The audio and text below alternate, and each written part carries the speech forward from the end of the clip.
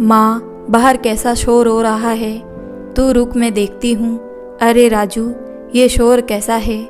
अरे चाची, वो ठेकेदार की पत्नी ने जहर खा लिया है, उसको अस्पताल ले गए हैं सब। अच्छा चाची, मुझे कुछ पता चलेगा तो आपको बता दूंगा। ठीक है, मैं जा रही हूँ। क्या हुआ माँ, किस लिए इतना शोर हो रहा है? कुछ नहीं बेटा, वो ठेकेदारनी ने जहर खा लिया है, मर जाए तो अच्छा। ऐसा क्यों कह रही हो माँ? अरे तू नहीं जानती बेटा, रुपयों की चमक धमक ने इसको इतना गिरा दिया कि क्या बताएं। ये औरत के नाम पर कलंक है। तभी राजू की आवाज़ सुनाई दी, चाची, ओ चाची, आओ अंदर आओ। राजू, क्या हुआ, कुछ पता चला? आशा जी ने पूछा। हाँ चाची, उसकी हालत बहुत गंभीर है। सब बता रहे हैं कि ठेकेदार दूसरी औरत को घर ले आया है। दोनों में खूब लड़ाई हुई। ठेकेदार ने रूबी को बहुत मारा पीटा। रूबी ने घर से किसी तरह भागकर अपनी जान बचाई। कल वो अपने पहले पति के पास गई थी, उससे माफ़ी मांग रही थी, कह रही थी कि मुझे अपना लो। अंबर ने मना कर दिया, बोला जिस ऐशो आराम के लिए तुम्हें अपने छोटे मासूम बच्चों को छोड़कर जाने में जरा सी भी तकलीफ नहीं हुई, अब तुमको तुम्हारी वही जिंदगी मुबारक हो। हमारी जिंदगी में फिर से जहर घोलने मत आओ। वहीं से लौटकर उसने ठेकेदार के घर के बाहर ही जहर खा लिया। सब कह रहे थे उसका बचना मुश्किल है। अच्छा चाची, चलता हूँ। ठीक है राजू। ये सब क्या किस्सा है मम्मी? निशु ने अपनी माँ आशा जी से पूछा। अरे बेटा, ये एक अनोखी ही कहानी है। एक लंबी सांस लेकर आशा जी ने कहा, रूबी यहीं पास में ही रहती थी अपने पति अंबर और 2 मासूम बच्चों के साथ। गरीब ही सही मगर बहुत खुश थे दोनों अपनी छोटी सी दुनिया में। मगर कहते हैं ना कि सुखी संसार को नज़र लगते देर नहीं लगती। वही हुआ रूबी और अंबर के साथ।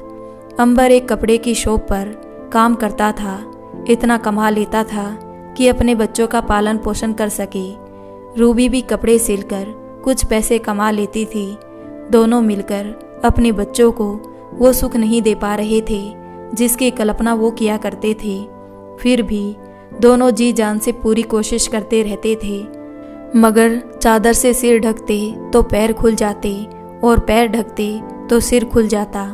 ऐसी ही जिंदगी चल रही थी। मगर रूबी जब भी अपने आसपास के लोगों को अच्छा खाना पीना, अच्छे कपड़े गहने देखती तो बरबस ही उसका मन विचलित हो जाता। काश मेरे पास भी ऐसी सुख सुविधाएं उपलब्ध होती तो कितना आनंद आता जीवन में। इसकी ये लालसा आए दिन पारिवारिक कलह का कारण भी बनने लगा था। अंबर रूबी को हमेशा समझाने का प्रयास करता था, परंतु रूबी समझने को तैयार नहीं होती। बस यही रट लगाए रहती, कैसे होगा इतने कम पैसों में गुजर बसर। मैं ऐसी जिंदगी नहीं जी सकती, मुझे अच्छी जिंदगी चाहिए बस।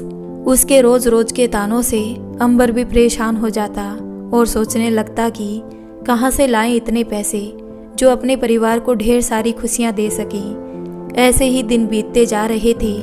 रूबी और अंबर के झगड़े बढ़ते जा रहे थे। एक दिन तो झुंझलाहट में अंबर घर ही नहीं आया। दूसरे दिन जब अंबर आया तो रूबी बहुत रोई और वादा किया कि अब से उसे दुखी नहीं करेगी। रूबी ने अंबर से वादा किया और निभाने की भी कोशिश करने लगी, लेकिन धीरे धीरे रूबी का मन दुनिया की चकाचौंध में फिर से उलझने लगा। अब रूबी अपने इस आर्थिक संकट को झेलने में असमर्थ हो रही थी। उसकी धन लोलुपता बढ़ती जा रही थी। अब वो अंबर को दूसरी नौकरी की तलाश करने को कहती। देखो अंबर, इतनी कम तनख्वाह में हमारा गुजर बसर नहीं होता है, तुम क्यों नहीं दूसरी नौकरी तलाश करते हो? दूसरी नौकरी? ये क्या कह रही हो रूबी? इतना आसान नहीं होता नौकरी मिलना। फिर भी तुम्हारी खुशी के लिए मैं ये भी करने को तैयार हूँ, बस थोड़ा सब्र रखो। ये सुनते ही रूबी खुशी से अंबर से लिपट गई। तुम कितने अच्छे हो अंबर, और अपने ख्यालों की दुनिया में खो गई। क्या बात है, आज खाना मिलेगा कि नहीं? हाँ हाँ, अभी देती हूँ।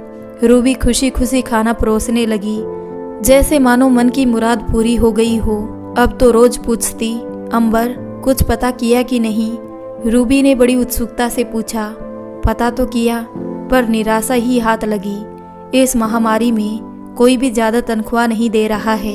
कितनों की तो नौकरी चली गई। तुम अपने किसी मित्र से क्यों नहीं कहते, शायद कुछ मदद मिल जाए। रूबी ने व्याकुलता से कहा। ठीक है, देखता हूँ। और अंबर चादर तानकर सो गया। रूबी की बेचैनी उसे सोने नहीं दे रही थी। रूबी रात भर करवट बदलती रही। अब जब तक अंबर घर नहीं आता, रूबी का मन किसी काम में नहीं लगता। उसे तो बस अपने सपनों के आगे कुछ नहीं अच्छा लग रहा था। उसका अपने बच्चों और पति पर भी ध्यान नहीं रहता। उसके व्यवहार के इस परिवर्तन से अंबर काफ़ी चिंतित हो जाता। रूबी को बहुत समझाया करता, परंतु रूबी उसकी बातों को गौर नहीं करती। फिर से घर में कलह शुरू हो गया। रूबी किसी भी तरह से मान नहीं रही थी। इसी तरह लड़ते झगड़ते दिन बीत रहे थे। अचानक रूबी ने कहा, अंबर, तुम्हारे मालिक हमेशा 2 दिन के लिए तुम्हारे भरोसे दुकान छोड़कर जाते हैं और वो तुमसे कोई हिसाब भी नहीं पूछते हैं। तुम जितना भी चाहो उतना रुपए कम बता सकते हो। आखिर तुम इतनी मेहनत करते हो, वो तुम्हारी तनख्वाह भी नहीं बढ़ा रहे हैं। इतना तो बनता है। कैसा रहा मेरा आइडिया? यह सुनते ही अंबर चिल्ला पड़ा। रूबी, तुम्हारा दिमाग तो नहीं खराब हो गया है? जिस मालिक ने मुझे 2 वक्त की रोटी दी, उसी से मैं गद्दारी करूं तुम्हारी चंद खुशियों के लिए? शर्म करो जरा रूबी। बहुत हरीश चंद्र की औलाद मत बनो। नौकरानी से भी बदतर जिंदगी जी रहे हैं हम। औरों को देखो कितने ऐशो आराम से जिंदगी बिता रहे हैं। अपने ही घर में देखो, तुम्हारी बहन, मेरी बहन, सब कितने सुखी जीवन व्यतीत कर रहे हैं। हमको उनके यहाँ जाने में भी शर्म आती है। बस तुम अपने असूलों को मेडल बनाकर गले में लटका लो, देखें उससे पेट भरता है क्या। रूबी की बातें सुनकर अंबर दंग रह गया। रूबी, तुमको समझा पाना मुश्किल नहीं, अब नामुमकिन सा लगता है। इतना कहकर अंबर गुस्से से घर से बाहर निकल गया। चाय की दुकान पर बैठकर यही सोचता रहा कि कैसे समझाऊं रूबी को, क्या करूं, कुछ समझ नहीं आ रहा है। रोज रोज की इस कलह भरे माहौल से कैसे छुटकारा पाएं। सुबह से शाम हो गई, मगर अंबर ना ही दुकान गया ना ही घर आया। बच्चे बार बार घर के दरवाजे के पास आकर झांकते कि शायद पापा आ जाएं, मगर उस रात अंबर घर नहीं आया। अब रूबी भी चिंतित होने लगी। कहाँ होंगे अंबर? रात भर नींद नहीं आई। सुबह सुबह ही दरवाजे पर दस्तक हुई। रूबी ने दौड़कर दरवाज़ा खोला। अंबर को देखते ही लिपटकर रोने लगी। कहाँ चले गए थे? कितनी चिंता हो रही थी मुझे। बच्चे भी रोते रोते सो गए थे। कितना इंतजार किया, कहाँ थे? अंबर कुछ नहीं बोला और चुपचाप नहाने चला गया। रूबी ने जल्दी से नाश्ता बनाया और अंबर को दिया। मुझे भूख नहीं है रूबी, तुम खा लो। अंबर, मुझे माफ़ कर दो और नाश्ता कर लो, वरना मैं भी नहीं खाऊंगी, तुम्हारी कसम।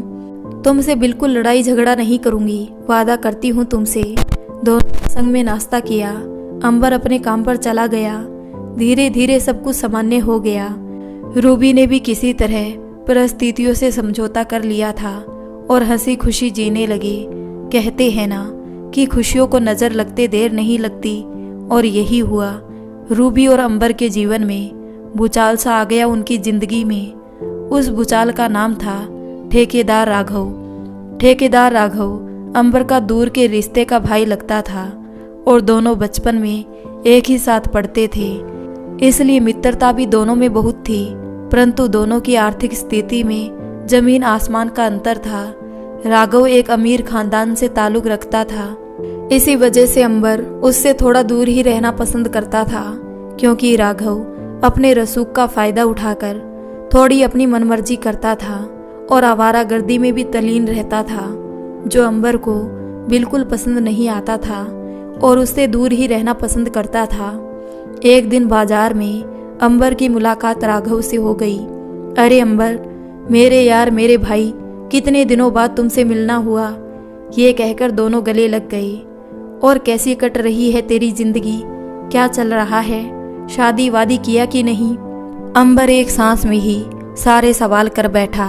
अरे नहीं यार, शादी वादी के पचड़े में कौन फंसे, मैं तो अभी आज़ाद रहना चाहता हूँ। हंसते हुए राघव ने कहा, और तू बता, तेरा क्या रहा?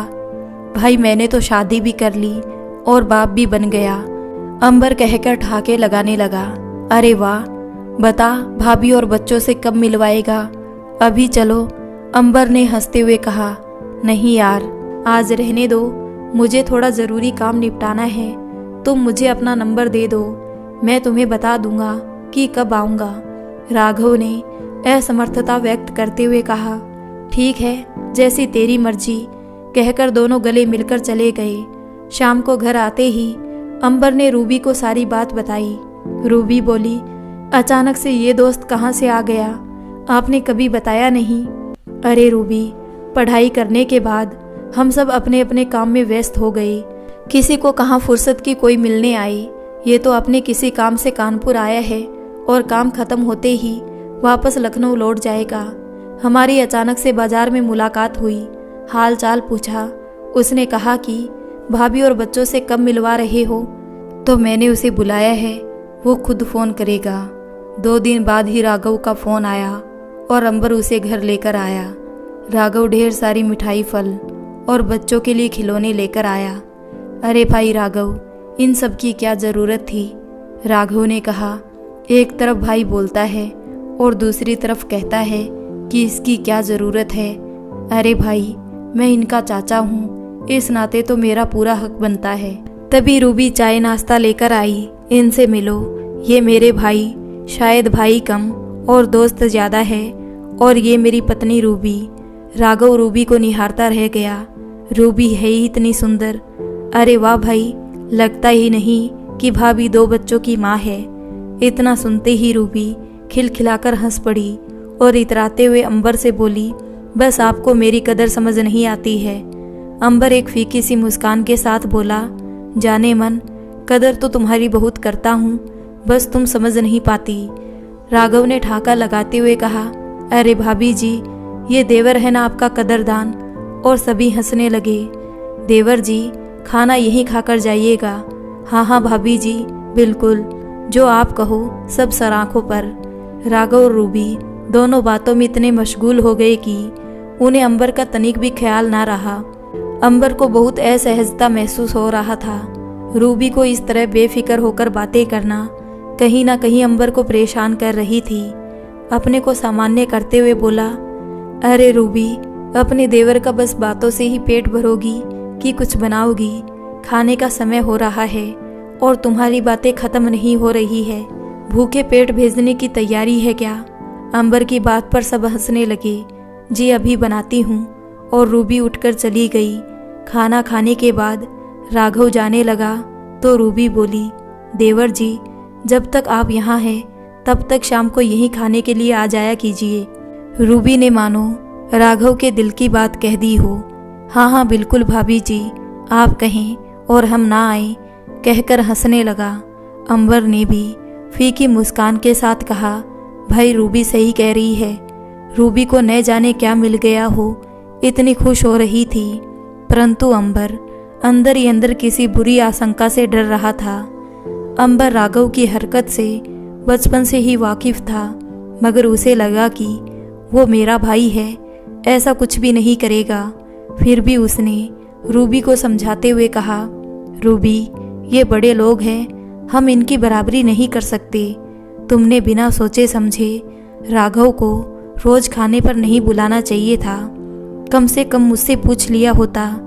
रोज कुछ अच्छा बनाना पड़ेगा, इससे हमारे महीने भर का बजट हिल जाएगा, और अगर अच्छे से खाना नहीं खिलाएंगे तो हमारी बेइज्जती होगी सो अलग। कुछ तो सोचा करो। तुम भी ना अंबर, रूबी तुनक्कर बोली। कितने अच्छे हैं देवर जी, कितना सामान लेकर आए हैं हमारे लिए। हमारा भी तो फर्ज बनता है कि हम उनके काम आ सकें। ज़्यादा मत सोचो, मैं सब संभाल लूँगी। चलो अब सोते हैं, बहुत रात हो गई है। अंबर रात भर करवटें बदलता रहा। उसके मन और दिमाग में एक अनजाना सा भय घर कर चुका था। फिर भी वो अपने मन को समझाने लगा, सब ठीक है। यही सोचते हुए सुबह हो गई। सब अपने अपने काम में व्यस्त हो गई। इधर रूबी बेसब्री से राघव के आने का इंतजार कर रही थी। उसने जल्दी से खाना बना लिया। तभी दरवाजे पर दस्तक हुई। रूबी ने दौड़कर दरवाजा खोला। सामने अंबर को देखकर बोली, आप हैं? क्यों? मैं हूँ क्या मतलब? मैं तो रोज इसी समय आता हूँ। आज तुम चौंक क्यों गई? अरे नहीं, बस मैंने सोचा कि राघव है। रूबी की बात बीच में काटते हुए अंबर ने कहा। रूबी बिल्कुल सकपका गई। अरे नहीं जी, आप तो नाराज हो गई। रूबी मनाने के अंदाज में दुलारने लगी। चलिए हाथ मुंह धोकर फ्रेश हो जाइए, मैं चाय बनाती हूँ। अभी दोनों चाय पी ही रहे थे कि राघव की आवाज़ सुनाई दी। मुझे भी चाय पीना है भाभी जी। अरे देवर जी, आइए बैठिए, मैं अभी चाय बनाकर लाती हूँ, कहकर रूबी चाय बनाने चली गई। लीजिए गर्मा गर्म चाय पीजिए, हंसते हुए बोली। भाभी जी, आज तो आप कमाल की लग रही हैं, नज़र उतार लीजिएगा, कहकर राघव हंसने लगा, साथ में रूबी और अंबर भी। मगर अंबर के मन का भय उसकी हंसी के आड़े आ रही थी। तभी एक पैकेट और खाने पीने की चीज़ रूबी की तरफ बढ़ाते हुए बोला, यह आपके और बच्चों के लिए है। रूबी ने खुश होकर तुरंत सारा सामान ले लिया, परंतु अंबर ने टोका, अरे राघव, ये सब अच्छा नहीं लगता है। रूबी, सामान वापस करो तुम। राघव ने अंबर को टोकते हुए कहा, अंबर, क्या तुम मुझे पराया समझते हो? तो फिर मैं भी चलता हूँ, खाना होटल में ही खा लूँगा। रूबी ने भी तुरंत राघव के हाँ में हाँ मिलाते हुए कहा, और नहीं तो क्या, आखिर आपके भाई हैं और मेरे देवर जी हैं, अपना समझकर ही तो आए हैं। आप भी ना अंबर, बहुत सोचते हैं, अपनों में कैसी झिझक भला बताओ। अंबर मन मारकर चुप हो गया। राघव ने रूबी से कहा, भाभी जी, पता नहीं आपको गिफ्ट पसंद आएगा कि नहीं। रूबी ने पैकेट खोलकर देखा, उसमें सुंदर सी साड़ी थी, जिसे देखकर रूबी उछल पड़ी। अरे वाह, ये तो बहुत सुंदर साड़ी है। अंबर को रूबी का ये व्यवहार कतई अच्छा नहीं लग रहा था, मगर वो मूक दर्शक बनकर बैठा रहा। अब ये सिलसिला जब तक राघव दिल्ली लौट नहीं गया तब तक चलता रहा। राघव के जाने के बाद अंबर को थोड़ा सुकून मिला। कुछ दिन बाद ही अंबर और रूबी की शादी की सालगिरह थी। अंबर ने रूबी को एक साड़ी दिया और कहा, शाम को तैयार रहना, हम लोग बाहर घूमने चलेंगे और बाहर ही खाना खाएंगे। रूबी ने कहा, ठीक है। शाम को अंबर घर आया तो रूबी को देखकर बोला, ये क्या, मेरी दी हुई साड़ी क्यों नहीं पहनी? ये तो राघव की दी हुई साड़ी है ना। अरे अंबर, साड़ी ही तो पहन ली मैंने, और फिर बाहर भी तो जाना है, तो मैंने सोचा कि बाहर थोड़ी इज्जत बढ़ेगी, महंगी साड़ी पहनूंगी तो। अंबर बहुत उदासी से बोला, और दोनों अपने बच्चों के साथ बाहर घूमने निकल जाते हैं। तभी अचानक राघव का फोन आता है। हेलो, तुम कहाँ हो यार? मैं तुम्हारे घर के बाहर ही खड़ा हूँ, हम लोग थोड़ा मंदिर आए हैं। अभी अंबर बोल ही रहा था कि रूबी ने फ़ोन छीन लिया और बोली, अरे देवर जी, आज बहुत मौके से आप आए हैं। आज हमारी शादी की सालगिरह है और हम लोग आज बाहर ही खाना खाएंगे। आप यही हैं तो आप भी आ जाइए ना, सब मिलकर मज़े करेंगे। बिल्कुल भाभी, बस अभी आया। बताइए आप लोग कहाँ हैं? पुराना हनुमान मंदिर है, वहीं आ जाइए। रूबी की बातों से अंबर बहुत दुखी हुआ, मगर कुछ कह नहीं सका। राघव के पहुंचते ही सब रेस्टोरेंट की तरफ बढ़े, परंतु राघव ने कहा, आज की पार्टी मेरी तरफ से आप लोगों के लिए, और कार की तरफ इशारा किया। सभी को लेकर एक अच्छे होटल में खाना खिलाने ले गया। वहां पहुंचते ही उनका शानदार स्वागत हुआ। केक काटा और एक खूबसूरत सा तोहफा भी राघव ने दिया अंबर और रूबी को, और फिर सब घर लौटे। रूबी तो अपने आप को किसी अप्सरा से कम नहीं समझ रही थी। गिफ्ट खोलते ही रूबी उछल पड़ी। राघव ने उसे मोबाइल फ़ोन दिया और अंबर को महंगी सी घड़ी। ये सब देखकर अंबर की टेंशन बढ़ती जा रही थी, मगर रूबी अपने सपनों की दुनिया से बाहर निकलना नहीं चाह रही थी। आज उसे वो सब मिला जिसकी तमन्ना उसे हमेशा रहती थी। उसके मुंह से राघव की बातें खत्म होने का नाम ही नहीं ले रही थी। यही सबसे बड़ा कारण था अंबर की परेशानी का। शादी की सालगिरह के बाद तो रूबी के दिल दिमाग में जैसे राघव बसता जा रहा था। दिन रात बस राघव की बातें रूबी के जुबान पर चढ़ी रहती थी, और इधर अंबर की मनोदशा बहुत खराब हो रही थी। वो जब भी रूबी को समझाने लगता, रूबी तुरंत उसकी बात काट देती। तुमसे तो कुछ होता नहीं, अगर कोई हमें थोड़ी खुशी दे रहा है तो आपको अच्छा नहीं लगता है। वो आपसे कुछ मांग भी तो नहीं रहे हैं, आपको क्यों बुरा लगता है? रूबी के इस बदले व्यवहार से अंबर बेहद चिंतित रहने लगा। रूबी की महत्वाकांक्षाएं परवान चढ़ने लगी थी। रूबी को जब से मोबाइल फ़ोन मिला तब से रूबी बस दिन रात राघव से बातें करने में बिताने लगी। अंबर और बच्चों के प्रति वो लापरवाह होते जा रही थी। इधर राघव भी रूबी की खूबसूरती पर फिदा था और उसने रूबी की कमजोरी को अपना हथियार बना लिया था। उसने तो अब कानपुर में भी घर खरीद लिया। अब तो राघव बेधड़क होकर रूबी के पास किसी भी समय आने लगा।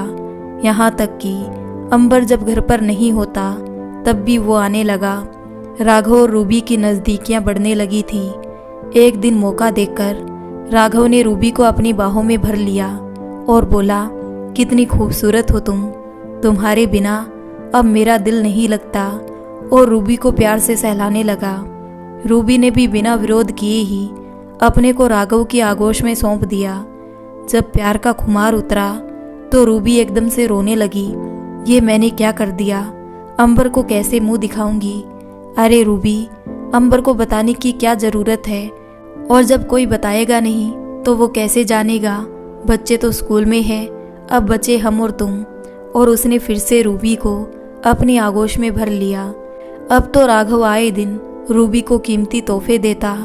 रूबी और राघव की करतूतों के चर्चे अब धीरे धीरे आस पड़ोस में होने लगी।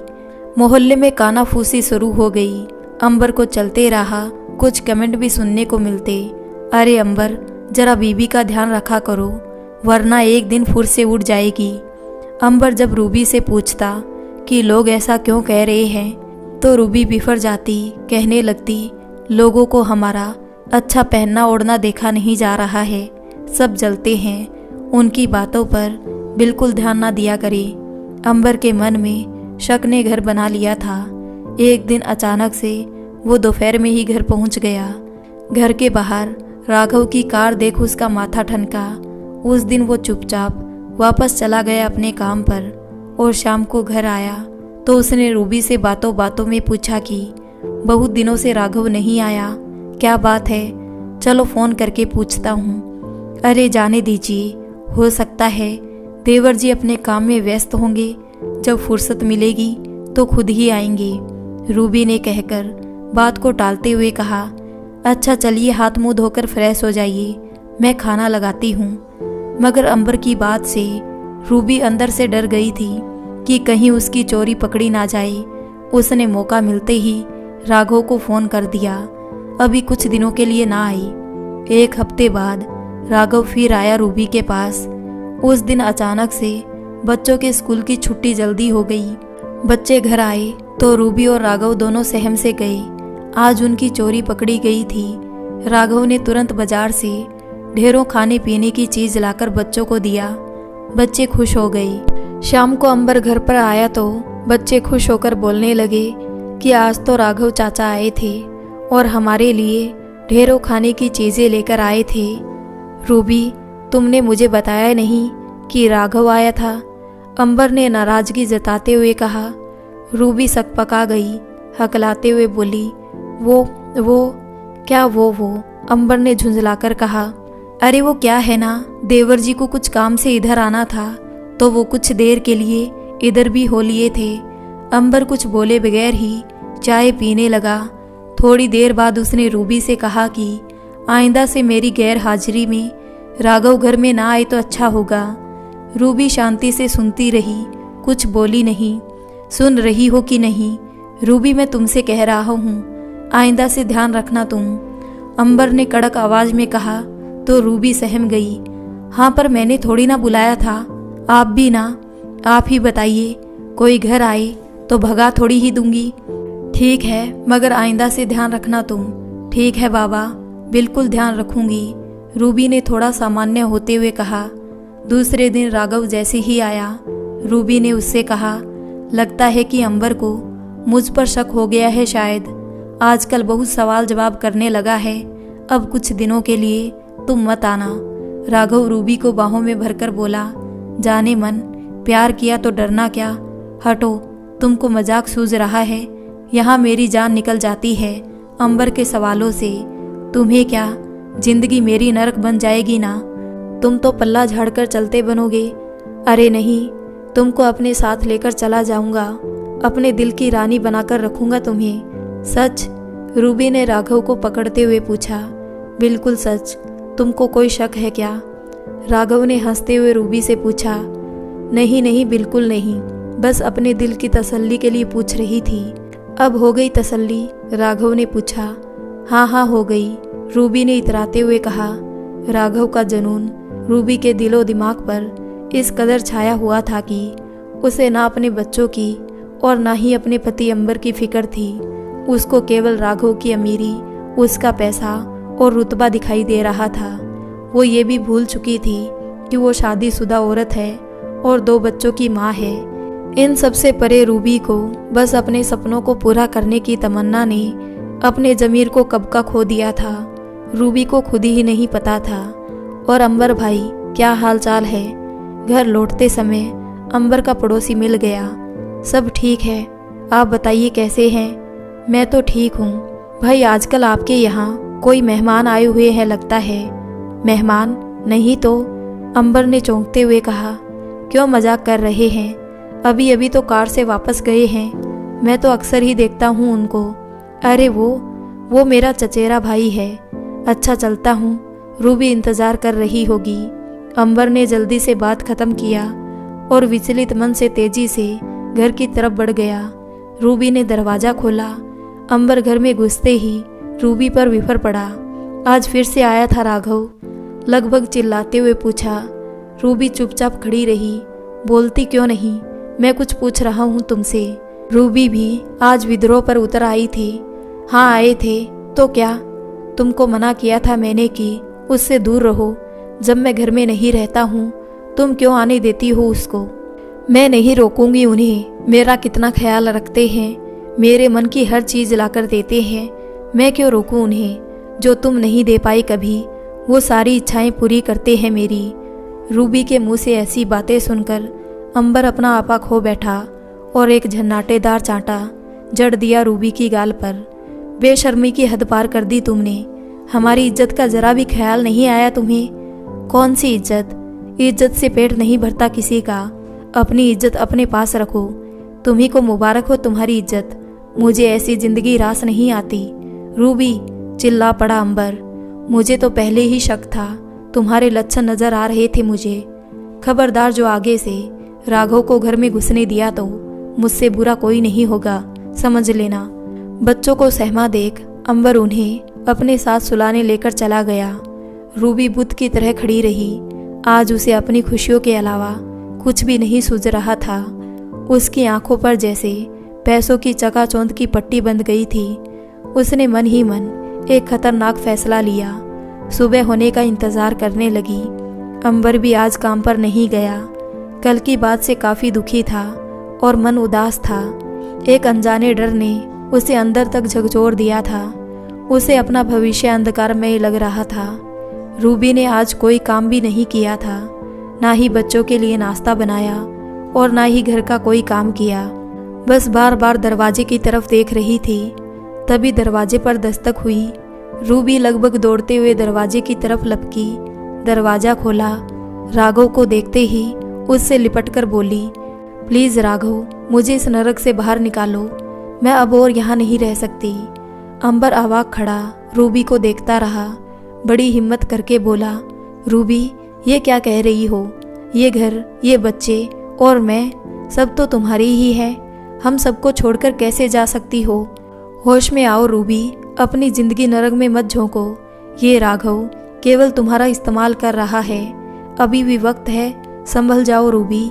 मेरी बात सुनो, बच्चों की खातिर कुछ तो सोचो। मगर रूबी, जिसे अपने खुशियों के आगे सारा जहान बेकार लग रहा था, अंबर राघव के आगे हाथ जोड़कर गिड़गिड़ाने लगा। मेरी गृहस्थी बर्बाद मत करो राघव। राघव ने कहा, मैं कुछ नहीं कर सकता।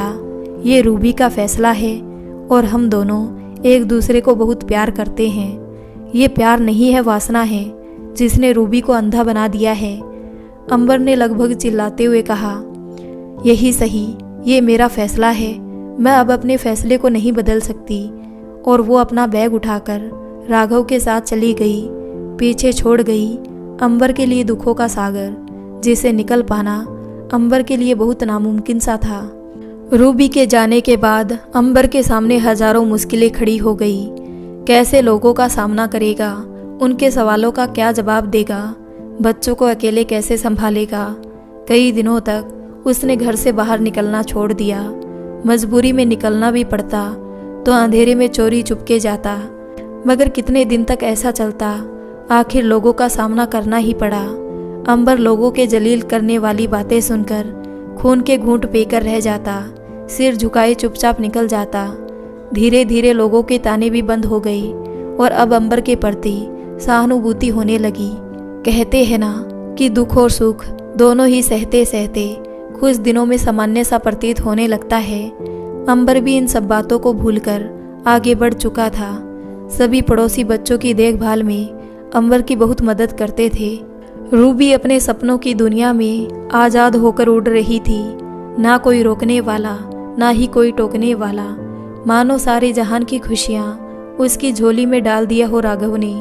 सभी सुख सुविधाएं उपलब्ध थी। पैसे की चकाचौंध में लुप्त हो गई थी। उसे कभी भी अपने बच्चों की और ना ही अंबर की याद आई। उसकी दुनिया जैसे राघव से शुरू होकर राघव तक ही खत्म हो गई थी।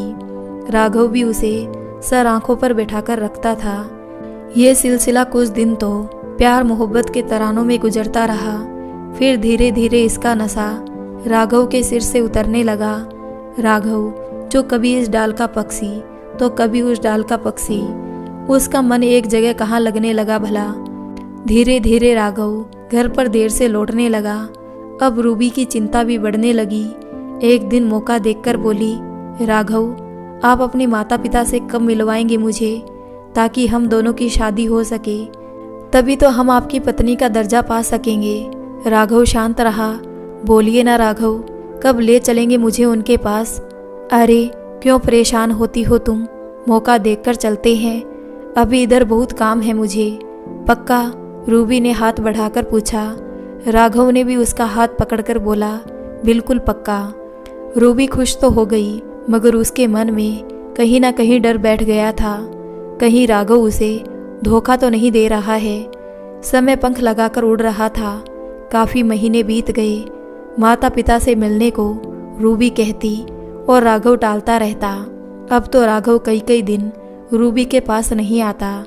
रूबी के पूछने पर बताता कि काम बहुत बढ़ गया है, इसलिए आ नहीं पाता हूँ। अब तो धीरे धीरे रूबी के खर्चे पर भी रोक लगाने लगा। रूबी कितने खर्चे हैं तुम्हारे, थोड़ा कंट्रोल करो तुम। अरे वाह राघव, पहले तो कभी नहीं टोका, अब अचानक से मेरे खर्चे दिखने लगे। और नहीं तो क्या, पैसे पेड़ पर नहीं उगते हैं, राघव ने तेज आवाज में कहा। अच्छा, जब अपना मतलब निकालना था तो हम बहुत अच्छे थे। आज हम इतने बुरे बन गए कि मेरे खर्चे अब बोझ लगने लगे हैं। राघव झुंझलाहट में बाहर चला गया और रूबी राघव के इस बदले व्यवहार से दुखी होकर रोने लगी। धीरे धीरे रूबी और राघव के बीच में दूरियां बढ़ती जा रही थी। रूबी को अपना भविष्य अंधकारमय लग रहा था। जब राघव घर आया तो रूबी सामान्य होकर उससे बातें करने लगी, मगर राघव का मन रूबी से भर चुका था और वो किसी तरह उससे पीछा छुड़ाने की सोचता रहता। रूबी कुछ दिनों से अपने को काफ़ी अकेला महसूस करने लगी थी। राघव ने अब एक नया बसेरा बना लिया था। अब वो ज़्यादातर वहीं रहता था। एक दिन रूबी ने पूछा, राघव आज हम कहीं बाहर चले, बहुत दिनों से हम साथ में कहीं नहीं गए हैं। राघव ने कहा, नहीं, आज मुझे बहुत ज़रूरी काम से बाहर जाना है, मैं कल शाम तक वापस आऊँगा। रूबी शांत हो गई और सोचने लगी कि आजकल राघव मुझसे खिंचा खिंचा सा रहता है। राघव के जाने के बाद शाम को रूबी भी मन बहलाने के लिए पास के बाजार में निकली। अचानक से वो चौंक गई। ये तो राघव की कार है और उसने ड्राइवर से पूछा कि साहब कहाँ हैं। ड्राइवर ने कहा, रेस्टोरेंट में खाना खाने आए हैं। क्या? पर उनको तो बाहर जाना था। नहीं मैडम जी, साहब को कहीं नहीं जाना था। ठीक है, साहब को कुछ नहीं बताना, रूबी ने ड्राइवर से कहा और मुंह पर मास्क लगाकर उसी रेस्टोरेंट के अंदर गई और कोने की टेबल पर बैठ गई, मगर उसे राघव कहीं नजर नहीं आया। क्या लेंगी मैम? वेटर ने पूछा। रूबी ने कहा, कॉफ़ी। रूबी की परेशानी बढ़ती जा रही थी। वो बेचैनी से इधर उधर देख रही थी। Coffee ma'am. हाँ हाँ रख दो। तभी उसने राघव को एक लड़की के साथ प्राइवेट रूम से बाहर निकलते हुए देखा। उसने झट से अपना चेहरा नीचे झुका लिया। राघव के जाने के बाद रूबी घर लौट गई। उसके तन बदन में आग लगी हुई थी। उसने राघव को फ़ोन किया, आप कब तक आएंगे? मैं कल तक आ जाऊंगा काम खत्म होते ही। कौन सा काम और कहाँ? उस रेस्टोरेंट में, उस चुड़ैल के साथ। आप किसे बेवकूफ़ बना रहे हैं राघव? ये क्या बकवास है रूबी? बकवास मैं नहीं, तुम कर रहे हो राघव। मैंने खुद अपनी आंखों से देखा है उस चुड़ैल के साथ। वो मेरी क्लाइंट है रूबी। मैं कुछ नहीं जानती। अभी की अभी घर आओ। ठीक है, आता हूँ। राघव के आते ही रूबी ने चिल्लाना शुरू कर दिया, कौन है वो? कहा ना मेरी क्लाइंट है। झूठ मत बोलो। मुझे अगर धोखा दिया तो मैं तुम्हें बर्बाद कर दूंगी। राघव समझ लेना, मैं तुम्हारी पत्नी हूँ। उस चुड़ैल को घर में नहीं घुसने दूंगी। कैसी पत्नी? कौन सा पति? तुम केवल घर से भागी हुई औरत हो। राघव, रूबी तिलमिला उठी। तुम मुझे लेकर आए थे। तुमने मुझे अपनी पत्नी का दर्जा दिया है। हाँ रूबी, तुमको लेकर जरूर आया हूँ, मगर तुमसे मैंने शादी नहीं की है। क्यों? सही कहा ना मैंने। और बिना शादी किए साथ में रहने वाली औरत को क्या कहते हैं? तुम्हें क्या पता नहीं?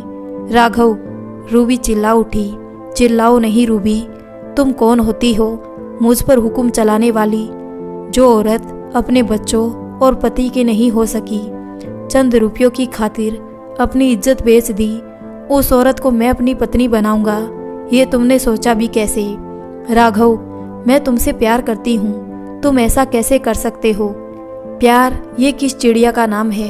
तुम्हें मुझसे नहीं, मेरे पैसों से, मेरे रुतबे से प्यार है। ऐसी औरत का कोई ईमान नहीं होता। जहाँ पैसा दिखा वहीं चल देती है। जैसे तुमने अपने इतना प्यार करने वाले पति को और मासूम बच्चों को क्षण भर में छोड़ दिया। रूबी बुत बनकर खड़ी रही। सच तो कह रहा है राघव। सच में मैंने अपनी जिंदगी को, अपने परिवार को, अपने अरमानों के लिए बलि चढ़ा दिया। काश मैं अंबर की कही बात को नज़रअंदाज नहीं करती, इस बनावटी दिखावा और चकाचौंध के मायाजाल में ना फंसती।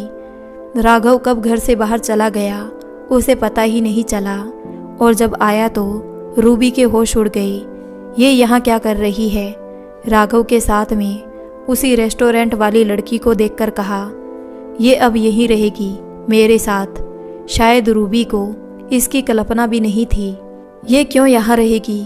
रूबी बिफर पड़ी और राघव को पकड़कर झकझोरकर पूछा, बताओ ये क्यों रहेगी? मेरे होते ये नहीं रह सकती।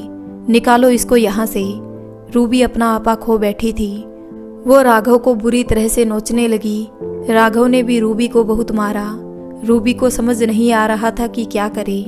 2 दिन बीत चुके, ना वो लड़की गई और ना ही रूबी, और राघव का झगड़ा खत्म हुआ।